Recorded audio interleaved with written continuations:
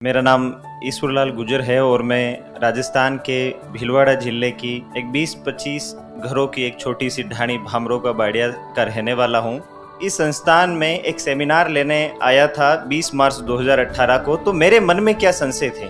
मैं उस समय क्या सोच रहा था, क्योंकि सफलताओं के बाद तो हम बहुत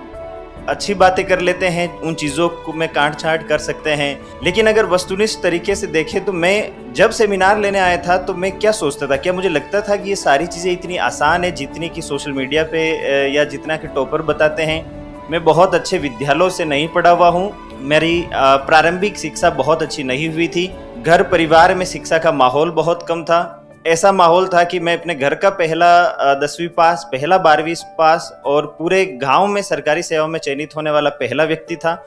तो इन सारी चीज़ों को लेकर मेरे मन में भी संशय होते थे कि अपने जैसा व्यक्ति जिसकी हिंदी इंग्लिश भाषा पे पकड़ बहुत कमज़ोर है, जिसने बहुत अच्छी पढ़ाई नहीं की है, क्या वो यूपीएससी जैसे एग्ज़ाम के बारे में सोच सकता है। तो मैं आपको सच में बता रहा हूँ कि जब मैं यहाँ आया था 20 मार्च 2018 को, कुछ दिनों पहले मैं शुरू से डायरी लिखता था, तो उस दिन मैंने क्या महसूस किया था, मैंने अपनी डायरी में लिखा था, उसको शेयर भी किया था। मैं सच बता रहा हूँ, 2018 तक जब मैंने यहाँ ज्वाइन किया था तब तक मैं ये नहीं मानता था कि यूपीएससी अपने बस का काम है। मुझे कभी नहीं लगा कि यूपीएससी मैं निकाल सकता हूँ, क्योंकि मुझे ऐसा लगता था कि उसके लिए अंग्रेजी आनी जरूरी है, उसके लिए आपके पास जो है बहुत सारा ज्ञान होना जरूरी है। इतना माहौल बना हुआ है कि ये एग्ज़ाम बहुत भारत का सबसे कठिन एग्ज़ाम है, ये सारी चीज़ें। तो मैंने कभी नहीं सोचा कि मैं यूपीएससी दूंगा, मैं ये सोचा था कि आरएस देंगे,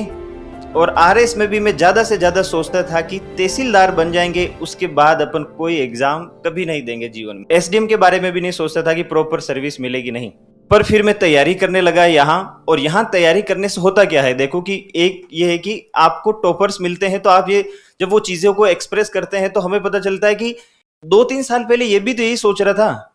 तो वो सारी चीज़ें जब यहाँ आसपास मुझे इन्वायरमेंट मिला टॉपर्स को देखने का, उनको सुनने का, समझने का, तो मुझे एक चीज़ लग गई थी कि अगर ये कर सकते हैं तो मैं भी कर ही सकता हूँ।